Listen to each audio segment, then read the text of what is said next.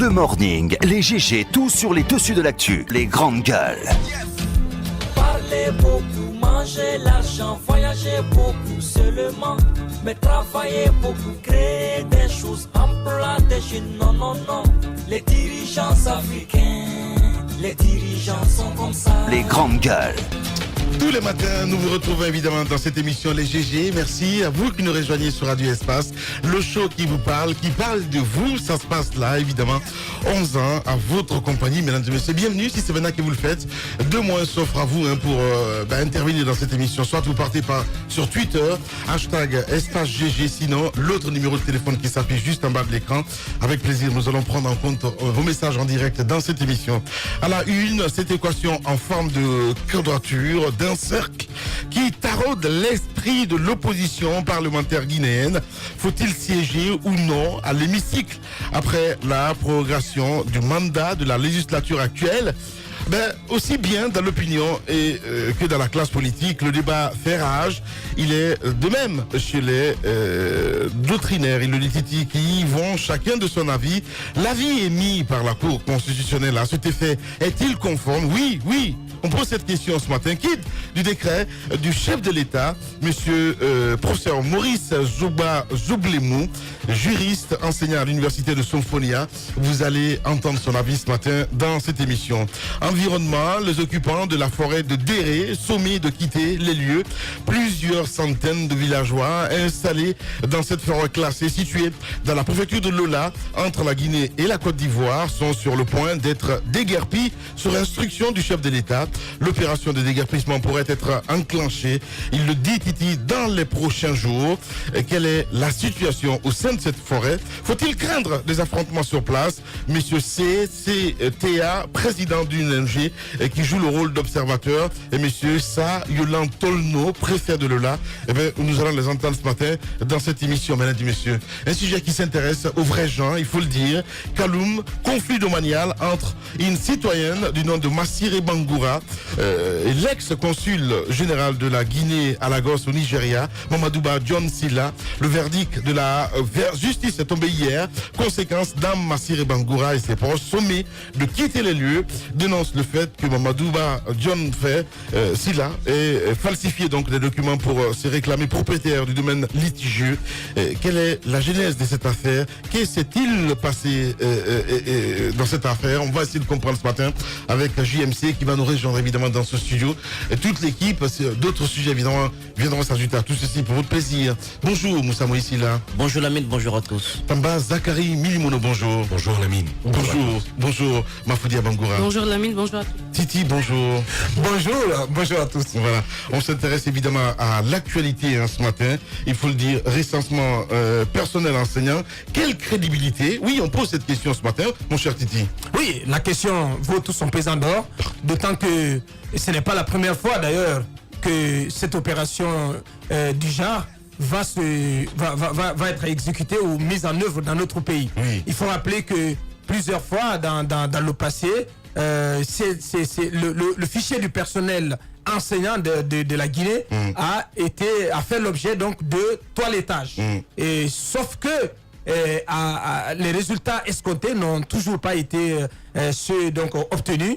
Donc c'est pourquoi cette fois-ci, dans l'opinion, aussi bien dans les milieux de ceux qui sont avisés, de ceux qui sont donc dans la pratique au sein de l'école guinéenne, se posent énormément de questions. Quelle va être la crédibilité du travail qui va être effectué cette fois-ci par cette commission de recensement qui, je crois avoir pris, qui aurait été mise en place et sous la base de 10 représentants du gouvernement, 6 de l'USTG et 4 du SLEG. Je ne sais pas si c'est confirmé, mais j'ai pu apprendre cela hier, que cette commission a été constituée. Donc si c'est le cas, c'est qu'elle est constituée sans le syndicat national de l'éducation, sans la FSPE et sans le SLEG de Kadetouba. Parce qu'il faut rappeler que le gouvernement, à travers le ministre Lansana Komara, avait quand même écrit à toutes ces entités, à toutes ces structures syndicales, pour qu'elles puissent prendre part au sein de la commission de recensement du fichier.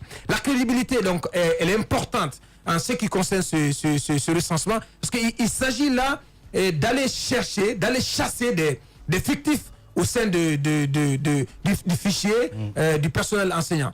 In fine, les ressources qui vont être rattrapées, parce que il est dit, c'est ce qu'on entend, que beaucoup de ressources sont perdues au niveau du fichier du personnel enseignant, ce qui comporterait énormément de fictifs. Donc, il s'agit donc de l'épurer, de faire en sorte que tous ceux qui sont des fictifs, les morts vivants, ou ces enseignants... Tout ça, c'est connu déjà. Voilà. Donc, Tout ça, c'est connu déjà.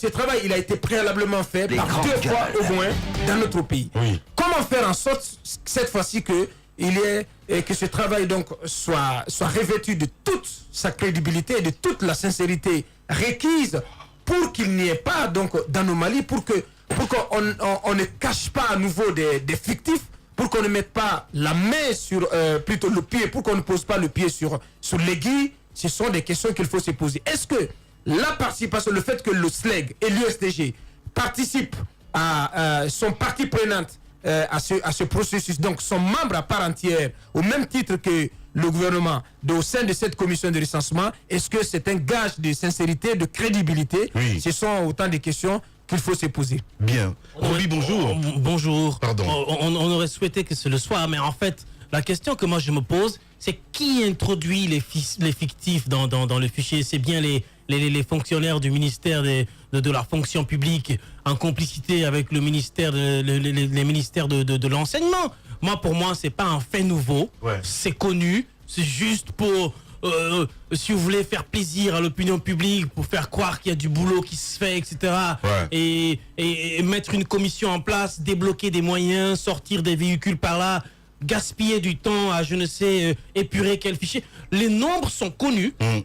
Ça fait plusieurs fois qu'on fait le même travail. Je répète encore que Dr Bano Je suis parfaitement d'accord avec toi. Il était dans ce studio, avec évidemment. des chiffres, Oui.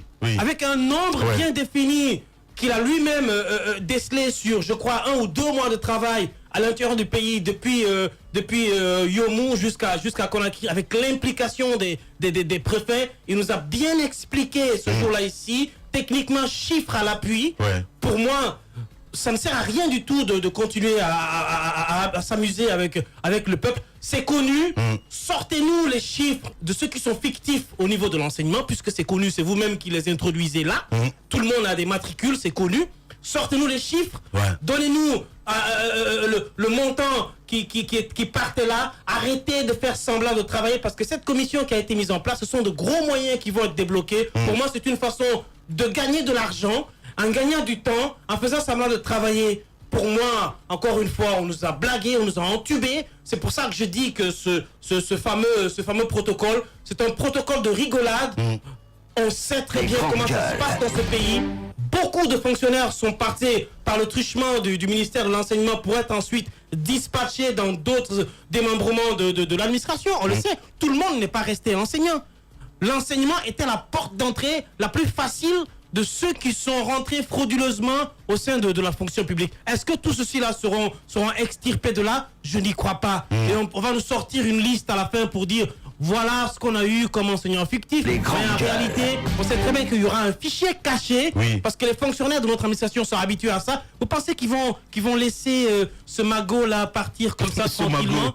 Ils vont pas le faire. Ils vont créer tous les moyens pour D'autant que, vous savez, il y a eu quand même les critiques d'un certain nombre d'acteurs de l'école, notamment au niveau du SLEG.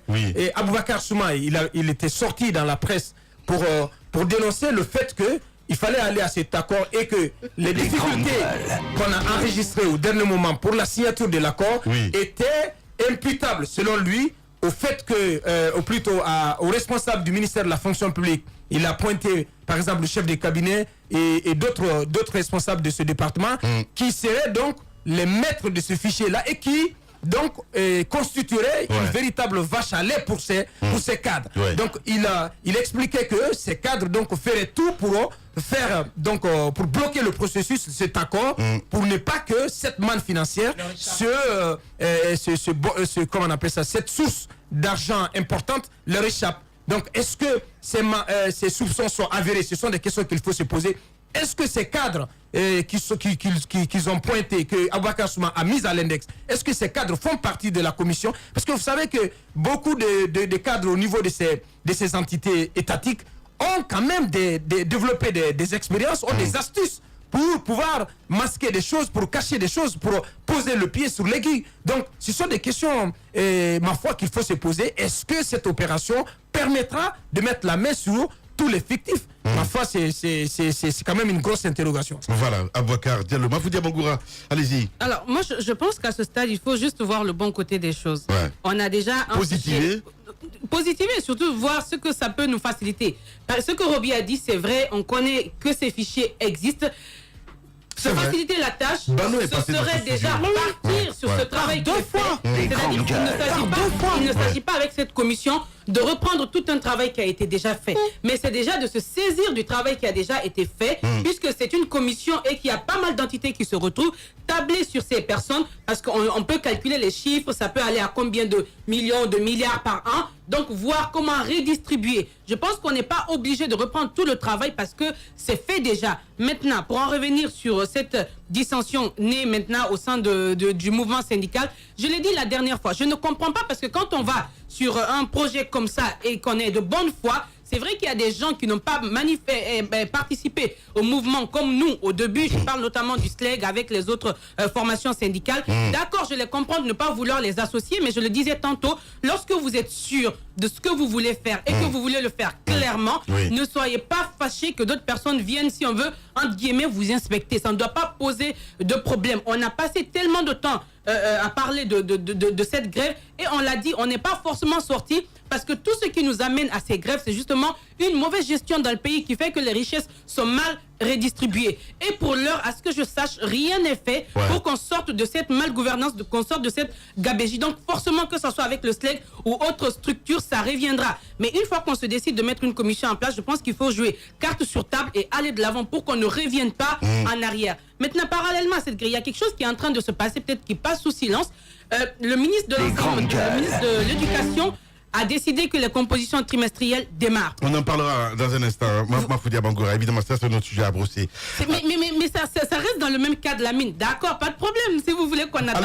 Mais pour moi, c'était très important, mais d'accord, on va attendre. Alors, je vais carrément résumer. Non, mais pour ne pas mélanger. Allez-y. Alors, pour moi, ça, c'est très grave. La décision, elle est prise alors qu'on devait normalement pouvoir combiner, c'est-à-dire prendre les mesures, parce que ça fait partie justement des 12 points qui ont été élaborés. Il fallait prendre en compte des mesures pour permettre aux élèves d'aller à ces évaluations, les cours de rattrapage, d'aller à ces évaluations, mais justement rien de ceci n'est encore comme pour dire que c'est de la comédie, d'aller à ces compositions, les manifestations qui se déroulent pour le moment du côté de Mamou, je pense que c'est toute chose qu'il faut regretter. Ce sont là les réalités, mais on a l'impression que pour le moment, peut-être que je vais rejoindre Roby, tout ce qu'on fait, c'est de se grouiller pour que cette commission soit mise en place, alors qu'il y a d'autres points qui sont très importants, par exemple le rattrapage. L'argent. Je ne comprends l'argent, pas. Hein? Oui, l'argent. Oui, Roby.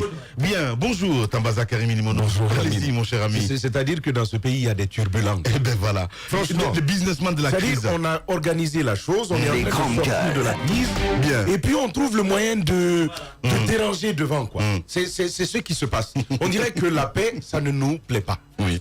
C'est comme ça qu'on est en train d'aller. Ouais. Mais parlons de ce cas. Parce qu'Aboubacar fait bien de poser la question, qu'est-ce qui garantit, qu'est-ce qui est le gage que justement ce recensement, cet assainissement, cet apurement, il va être sans faille, il va être sans défaut. Vous vous rappelez, et c'est là d'ailleurs un premier piège que j'avais relevé il y a quelque temps avant la signature de cet accord, c'est, vous vous rappelez, le président de la République a plusieurs fois rappelé que les syndicalistes du SLEG et de l'USTG étaient responsables du faible niveau des enseignants qui venaient en classe. Parce que d'après le président de la République, ce seraient ces syndicalistes qui auraient imposé à l'État guinéen de recruter les 5000 derniers. En fait, l'État va fuir, même dans ce cas précis, lorsqu'il y aura des failles, l'État va fuir, il va se décharger de sa responsabilité et il va tout simplement dire « Mais c'est vous-même qui avez mené le recensement, ce n'est pas nous. » Or, en temps normal, il revient à l'État de mener un tel travail. Ça, c'est de la responsabilité de la fonction publique. pas du syndicalisme. Le syndicaliste est là pour défendre le travail et le travailleur. Quant à organiser, constituer, assainir le fichier de la fonction publique, certes, ça se fait avec des rapprochements avec toutes ces entités-là, mais ça, c'est le travail de l'État. Et donc, il s'en est déchargé, pourvu qu'on s'accorde autour de cet accord, et puis on a dit aux syndicalistes, allez le faire. Déjà, il y a quelques petits soucis, on en parlait hier. Mais, de l'autre côté, parce qu'on parle d'argent également, moi j'ai envie, malheureusement, et c'est avec un petit pincement de cœur que je vais rejoindre Roby ce matin, avec un petit pincement de cœur, vous vous rappelez cette opération de biométrisation qui a eu lieu ici avec l'accompagnement de la Banque mondiale. La Banque mondiale, justement, a accompagné l'État guinéen dans les opérations de biométrisation. On a engagé un cabinet étranger. Un certain Paul a suivi ce travail avec une méthodologie, avec tout l'équipement qu'il fallait. Quand vous lisez la fiche technique de cet opérateur-là, vous vous dites, c'est fini avec l'effectif dans ce pays. Il a fait un premier travail. On a vu la marge qui s'était dégagée. Beaucoup de fictifs dans le fonctionnariat d'un point de vue général. Il y avait ceux de la santé, ceux de l'administration, ceux de l'éducation. Tout le monde y était compris. Mais qu'est-ce qu'on a fait de ce travail-là? Est-ce de l'argent perdu? Parce que s'il faut revenir là-dessus, parce que là, on est en train de parler de Bano, mais Bano, c'est quelque chose qui vient je après. comprends très bien ce que tu veux dire. En fait, Voilà, peut-être c'est scruter un petit peu sur l'historique. Est-ce que c'est une première quelque part? Justement, il faut prendre en compte cela. Parce qu'on a commencé avant Bano, il y a eu ce monsieur. Mais on est venu avec Bano. Bano a fait également ce travail. Il y a une marge qui s'est dégagée, je crois, autour de 10 000. 10 000. Et 48. Voilà. Et donc, il y a eu un petit travail de réaménagement, de renettoyage qui a eu lieu. Je crois que 2 000 se sont dégagés. On est revenu à 9 000. Ça, c'est quand même quelque chose. Et c'est des milliards de francs guinéens qui s'étaient dégagés. Probablement, on va également faire table rase de tout cela et on va aller devant. Ce que je veux terminer en disant qu'on n'a pas nécessairement besoin de donner de l'argent à ces syndicalistes-là. Parce qu'on a déjà suffisamment payé de l'argent. Bano nous a expliqué qu'il a réussi à faire ce travail sans que l'État n'ait à payer un seul franc. Heureusement. Un seul franc. Absolument. Si, c'était dans ce studio. L'État guinéen va accompagner ce processus d'assainissement. Je pense que la même méthode peut être utilisée à travers notamment des agents du ministère de l'administration du territoire et donc des représentants du SLEG repartis un peu partout à travers le territoire guinéen. Si on peut aller sans payer quelque chose, eh bien nous, abondance de biens ne nuit pas. Allez nettoyer encore. Bien, Tamba Zakari Milimono. On va essayer de se rappeler un petit peu l'historique. Si on peut avant Condé, est-ce qu'il y a eu des opérations de ce genre, Moussa ici là? Oui, il y en a eu et j'espère que demain sera la bonne. Il y en a eu parce que en 2003 déjà, il y a eu un recensement des fonctionnaires de l'enseignement. Ensuite, bien avant l'arrivée du président Alpha Condé, également toujours au temps du président Conté, il y a eu également un autre recensement. En fin de compte, on continue toujours de parler au général Lansana Conté de ces histoires de contractuels. Parce qu'il faut se rappeler quand même qu'avant que nous sortions du PPTE avec l'arrivée du président Alpha Condé, la Guinée avait plus de contractuels parmi ses fonctionnaires enseignants que d'enseignants titulaires. Les grandes gueules. Montré sur base de documents. Et donc, Lansana Conté, qui n'a eu marre, qui a compris finalement que ce sont les cadres même du ministère, les ministères combinés qui sont en charge de l'éducation, qui essayaient de piocher ça et là afin de s'en mettre à plein les poches. Il a dit, je ne veux plus entendre parler de contractuels en Guinée. Embauchez-les-moi.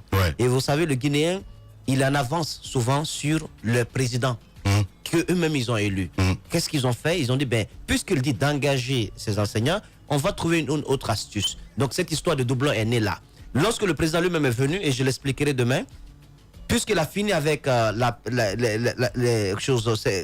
réforme au niveau des PPTE, eh bien, on va lui donner la possibilité maintenant de participer à des recensements, de faire plutôt des recrutements d'enseignants, qu'on puisse quitter du cadre de contractuels et qu'on puisse maintenant avoir des enseignants titulaires. Parce que depuis le temps de Conté, il n'y avait que des enseignants contractuels, en grande majorité. Il va demander, le président, à ce que ces enseignants contractuels soient recrutés parce qu'ils ont fait des années d'expérience déjà dans les salles de classe. Toujours les cadres des ministères vont dire, mais monsieur le président, on ne peut pas prendre tous ces enseignants comme ça. Il faut organiser un test. Ils vont lui dire, il faut organiser un test. Le président va avoir juste une façon de recruter sur base de compétences les enseignants, mais il va lui échapper un certain nombre de choses, notamment le deal qui va naître autour de ce recrutement, de ces tests de recrutement. Parce que les contractuels qui existaient et qui ont travaillé pendant toutes ces années, ce ne sont pas ces contractuels justement qui vont participer à ces tests et qui vont être recrutés. Ce sont des personnes qui vont bénéficier des numéros matricules de ces contractuels qui sont à l'intérieur du pays, qui sont dans les différentes préfectures, qui vont se voir donc, qui vont se voir envoyer dans les salles de classe, ou bien leur nom dans les salles de classe avec un numéro matricule qui ne leur appartient pas, comme les 2 exemples que je donne la fois dernière. Donc les cadres ont profité de cette possibilité offerte à la Guinée de participer à des recrutements pour gonfler le nombre de contractuels et donc mettre de côté complètement bazarder les grands le recrutement qui devrait se faire sur base de compétences. Donc c'est pourquoi Yayo qui enseigne à Dixine peut renaître à Matoto avec le même numéro matricule. L'autre prend son argent et le vrai Yayo travaille toujours à titre de contractuel. Demain, nous allons revenir là-dessus. Et je vous dis une chose. Oui. C'est un véritable, comment je peux dire ça, c'est un véritable gâteau. Mais on ne peut pas s'en défaire comme ça. Je vois pourquoi il y a des difficultés autour. Parce que c'est 1 milliard de francs guinéens. 1 milliard de francs guinéens. Vous imaginez que la liste du personnel enseignant qui quitte le ministère de l'enseignement, de l'alphabétisation et de l'éducation nationale, cette liste-là, qui va au niveau de la fonction publique, et l'autre liste qui sort du ministère du budget pour la paye, ces 3 départements, les listes sont différentes. C'est-à-dire que le ministère de l'Éducation nationale et de l'alphabétisation, la liste qu'elle envoie, la liste que ce ministère envoie à la fonction publique est différente de la liste qui sort de la fonction publique pour le ministère du budget. Et celle qui sort du ministère du budget est différente de la liste de paye. Parce que vous pouvez avoir une liste qui sort du ministère de l'Éducation nationale de 1200, je donne juste un exemple, 1200 enseignants. Au niveau de la fonction publique, vous vous retrouverez avec 2000 enseignants. Au niveau de la paye, vous aurez 3000 enseignants. C'est un véritable scandale et les grands beaucoup de cadres se suivent là-dedans. Demain, nous allons revenir là-dessus en détail. Allez-y, Roby. Comme pour clore, dans ce protocole, il était question de faire des cours de rattrapage aux élèves parce que quand même 3 mois sans cours, c'est énorme. Mais on ne peut pas comprendre que le travail n'a même pas encore commencé. Les différents engagements qui ont été pris de gauche à droite ne sont pas respectés puisqu'on a mis les enfants en composition. Moi, je me dis que la plupart des élèves aujourd'hui sont en composition. En composition sans cours de rattrapage. Donc, nous contribuons nous-mêmes à tuer la qualité de l'école guinéenne. Moi, je pense que les gens ne sont pas soucieux de la qualité de l'école. On est soucieux à gagner de l'argent. Il faut indexer la responsabilité du ministre. Il ne peut pas s'amuser avec autant de temps perdu. On a passé 3 mois, il n'y a pas eu de cours, on a réussi à avoir un accord et il veut jouer avec je pense qu'il faut qu'il joue à la carte de la responsabilité. Pas seulement la responsabilité du ministre, mais la responsabilité des syndicats qui ont été à la base des 3 mois sans cours. Je pense qu'aujourd'hui, ils devraient eux aussi sortir publiquement, dénoncer le fait qu'on mette les enfants en composition. Ils devraient demander à ceux qu'on attende que eux-mêmes commencent déjà à respecter leur engagement en organisant les cours de rattrapage aux enfants et à la suite de cela, organiser des compositions. Mais tout le monde s'est tu. Maintenant, on est préoccupé par l'argent, etc. On parle même plus de la qualité de l'enseignement. On parle même plus du fait qu'il y a les enfants qui sont mis en... Attends, permets-moi. On parle même plus du fait qu'il y a les enfants qui sont mis en composition. On a détourné déjà la tête. Tout le monde regarde du côté de la banque centrale, etc., les fichiers. On a commencé à se grossir la tête, les chiffres, etc., l'argent. Mais je vais vous dire, pour corroborer avec ce Tamba parlait de biométrisation. La biométrisation concernait tous les fonctionnaires. Mais la plupart des enseignants ne sont plus payés au billettage. La plupart des enseignants sont payés sur des comptes logés dans des banques. Alors, c'est à la suite de quoi? C'est à la suite, évidemment, du travail d'assainissement qui avait été fait. Encore une fois, je vous dis, en Guinée, toutes les occasions sont bonnes pour sortir de l'argent. Tous ceux qui prennent la parole publique font croire à une sincérité, c'est faux. Personne n'est sincère dans ce pays. Tout le monde fait du business. Bien. véritable success story de la radio Espace Guinée, les Grandes Gueules, détentrices des meilleurs scores radio en Guinée de la meilleure émission talk show, a donné le créneau horaire du départ au bureau et du retour à la maison, récoltant depuis des années consécutives le titre d'émission la plus écoutée en Guinée, toutes catégories confondues. Un grand total de plus de 5 millions d'auditeurs ont été fidèles au talk show Les GG, diffusé jour après jour sur toutes les stations du réseau Adafo Média de 9h à 10h30, un exploit qui restera longtemps dans les annales de la bande FM en Guinée.